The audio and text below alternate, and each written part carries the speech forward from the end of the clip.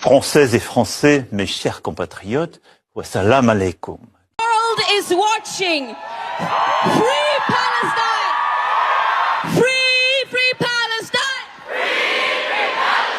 Free, free Palestine! Free, free Palestine! Free, free Palestine! Free, free Palestine! Dérangé par la diabolisation qui est faite de moi que par le fait qu'on fasse de moi une icône aussi, parce que moi je veux garder une marge d'erreur. J'ai 33 ans, je suis jeune en politique, il y a plein de choses que j'apprends et je pense que je veux rester aussi dans cet état brut, naturel, dans ce que je suis, dans ce que je fais.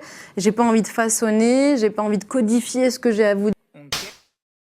Oh non, mais c'est pas vrai, merde. Allez, c'est bon, ça me saoule. Bah alors mon garçon, pourquoi tu râles comme ça? Il faut changer la couche encore? Mais non, c'est juste que je suis même pas invité en Alaska avec Donald et Vladoche. C'est pas normal, je suis puissant pourtant. La puissance de la demi-molle, ouais, sans aucun doute. 19% ta popularité ici, je te rappelle. Je m'en bats les pruneaux, mec. J'ai réuni l'Europe et Zelensky, comme ça on montre qu'on est unis et qu'on cédera rien. Ouais, tu parles. Ton sommet, c'est 3 chefs d'État, 2 ministres et une connexion qui rame. On dirait une réunion de copropriété en banlieue. Elle a raison, la pintade. C'est comme commenter un match depuis le parking. T'as pas de billet, mais tu cries sur l'arbitre. Mais moi, je veux y aller. Je dois entendre ce que Poutine va dire sur mes frontières. Mauvaise idée, le pickpocket. C'est un dîner de loup et toi, t'as encore l'odeur du gigot. On décide pas des frontières d'un pays sans lui, c'est la base. Mais Manu, tu t'agites comme un gosse qui veut jouer au ballon, sauf que le ballon est déjà chez le voisin. Bah, je vais traverser la rue et j'irai le chercher. Non, Emmanuel. Alaska 3 fois. Donc, toi, restez Europe. Pendant que nous, les adultes, on va gérer les affaires. C'est très bien comme ça. I like pink. Pink. Pink. Oh my God. Je pense que c'est très important que l'Europe soit entendue avant un tel rendez-vous. D'abord, c'est une chose tout à fait naturelle que les États-Unis d'Amérique rencontrent la Russie. C'est plutôt une bonne chose pour pacifier le climat. Ils ont aussi beaucoup de sujets bilatéraux. Vacciner tout ce qui peut être vacciné parce qu'on évite ces virus. C'est ça la meilleure réponse pour alléger la charge du système de santé et avoir une population en bonne santé.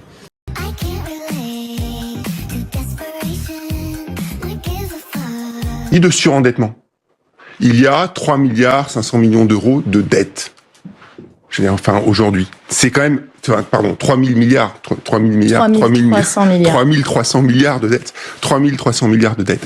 Juste si vous faites une toute petite division, d'accord, par le nombre de Français, ça veut dire quoi? Ça veut dire que chaque Français aujourd'hui, nouveau-né ou personne très âgée, tout le monde doit, en gros, une DS7 neuve. C'est ça aujourd'hui l'état de, c'est 45 000 euros. 45 000 euros. Donc on est dans une situation qui est une situation dramatique. Donc oui, il faut réagir. Et donc effectivement, je pense que il faut à la fois faire des économies, évidemment, et je pense qu'on pourra y revenir, mais il faut aussi à un moment ou un autre regarder notre système social et voir que effectivement aujourd'hui, je pense que on ne travaille globalement pas assez. Ces 2 jours, je pense que c'est 2 jours qui sont importants, en particulier dans le contexte. On a besoin d'augmenter les dépenses sur un certain nombre de budgets. Si vous faites une division par le nombre de Français, ça veut dire que chaque Français aujourd'hui doit l'équivalent d'une DS7, soit 45 000 euros. Doit. C'est-à-dire que moi, toi, tout le monde ici, on doit à l'État 47 000 balles. Mais moi, je lui dois rien à l'État. L'État, il me prend plus de 50% de ce que je gagne. Quand je viens dans cette émission, moi, je pige sur facture, je prends seulement 40% de ce que je facture.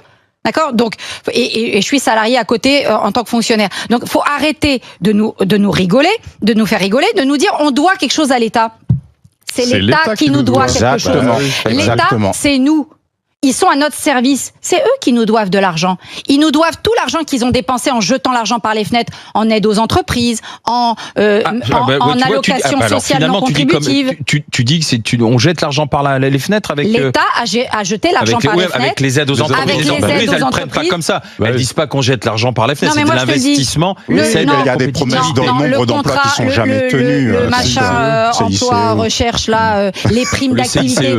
La prime d'activité, c'est une prime non contributive. C'est distribué, il y a certaines allocations, c'est non contributif, c'est distribué. C'est de l'argent qui est non contributif. Moi, je suis désolée, il y a du ménage à faire. Et moi, je ne dois rien à l'État. C'est l'État qui me doit. Exactement. Et l'État, il me doit notamment une chose, que les services publics de base fonctionnent. Moi, je suis à l'éducation nationale, ça fonctionne plus. Quand je vais à l'hôpital, ça fonctionne plus. La police, elle arrive pas à travailler. Les magistrats non plus. Donc, c'est eux qui nous doivent de l'argent et qui doivent faire avec l'argent. Dans une tribune publiée par nos confrères du Figaro, Alexandre Jardin, François-Xavier Bellamy, David Lisnard, Nicolas Daragon, Emmanuel Ménard et Robert Ménard tirent la sonnette d'alarme face à ce qu'ils appellent une bombe à fragmentation, la hausse prévue de 22% de la facture d'électricité.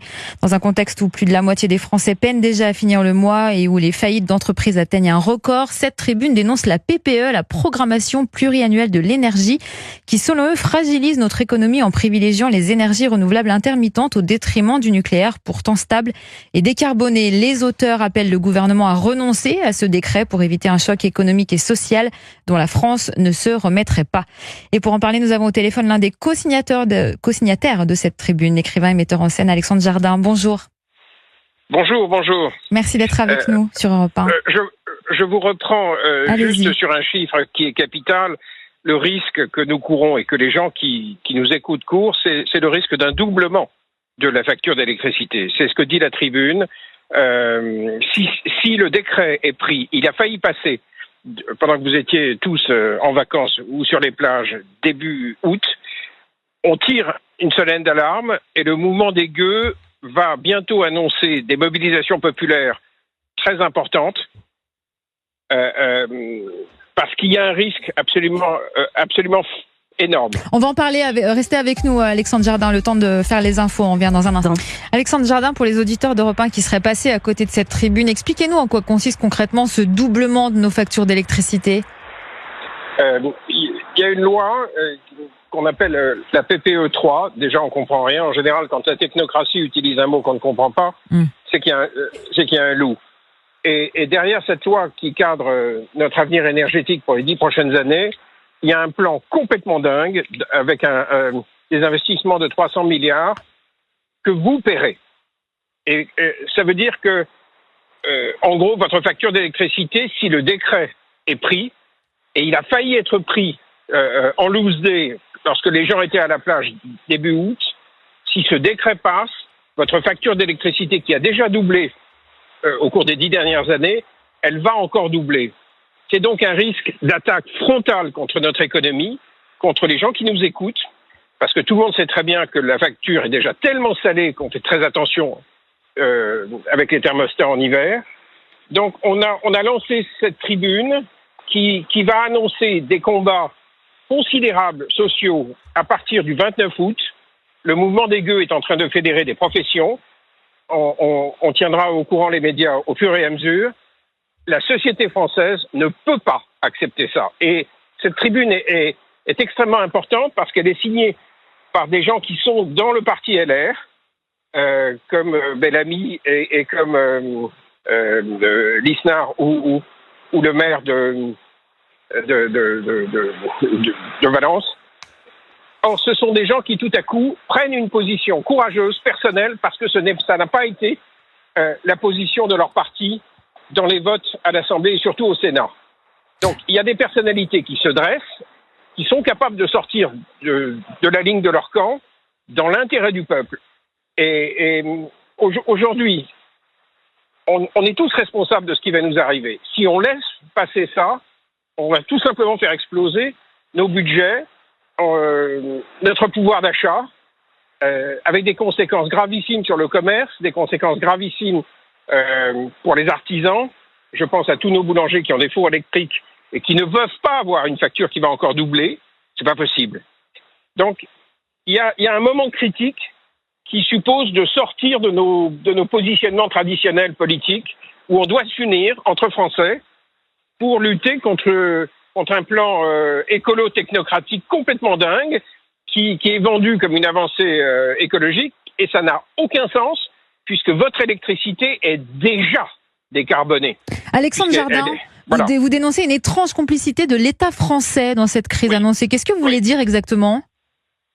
Ce que je veux dire, c'est que la technocratie française a complètement trempé pour essayer d'imposer à la nation, d'imposer ce plan qui n'a aucun sens et qui est une transposition d'injonctions européennes qui sont valables pour les pays qui n'ont pas de nucléaire. En réalité, c'est une attaque frontale. C'est vraiment une attaque. Donc, nous avons un problème avec notre technocratie, avec la technocratie européenne. Si ce plan voit le jour, vous mesurez ce que ça veut dire? Le doublement de la facture d'électricité encore? Or, la facture d'électricité, c'est comme un impôt. Vous devez le payer. Vous n'avez pas le choix, vous n'avez pas coupé le courant. Donc c'est comme un impôt, mais sauf qu'un impôt, habituellement, ça paye des services publics. Là, ça va engraisser des investisseurs privés, mondiaux, des fonds de pension américains, nord-américains.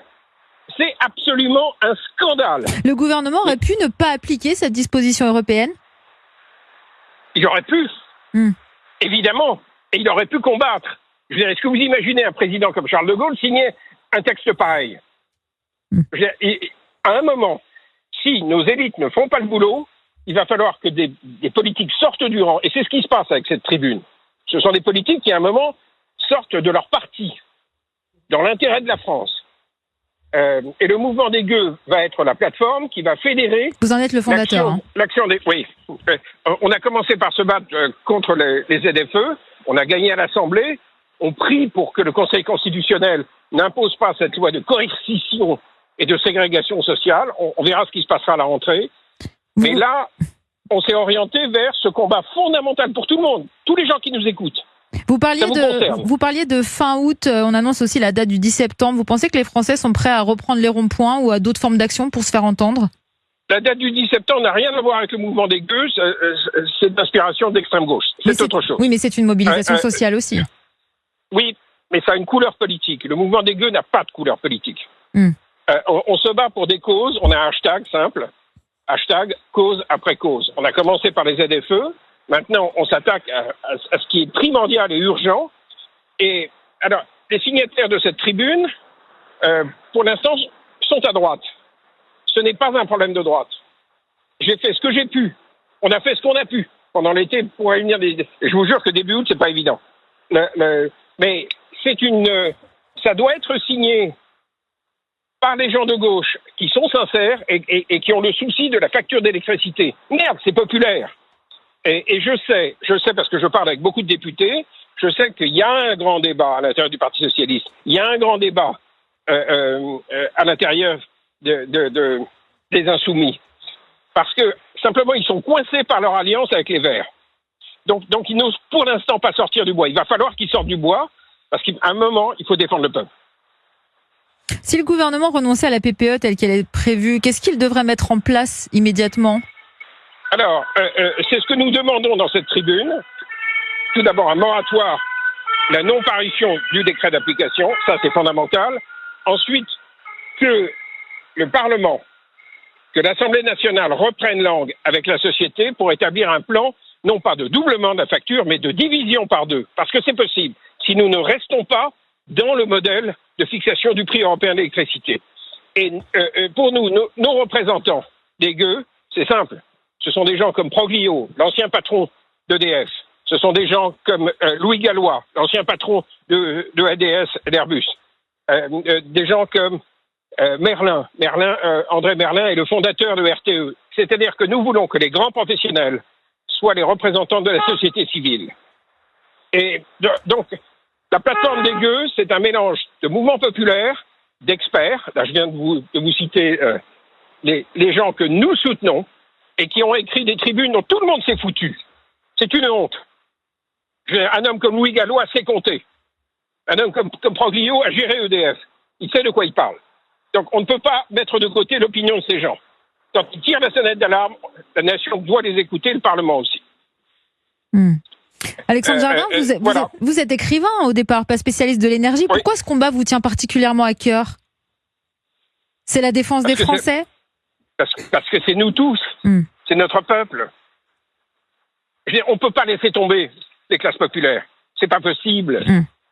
C'est pas possible. Merci Alexandre Jardin. Merci beaucoup d'avoir été avec nous sur Europe 1. Je rappelle que vous êtes écrivain et metteur en scène et co-signataire de cette tribune publiée dans le Figaro. Merci à vous. Last night I dreamt of San Pedro. Just like I've never gone, I knew the song, young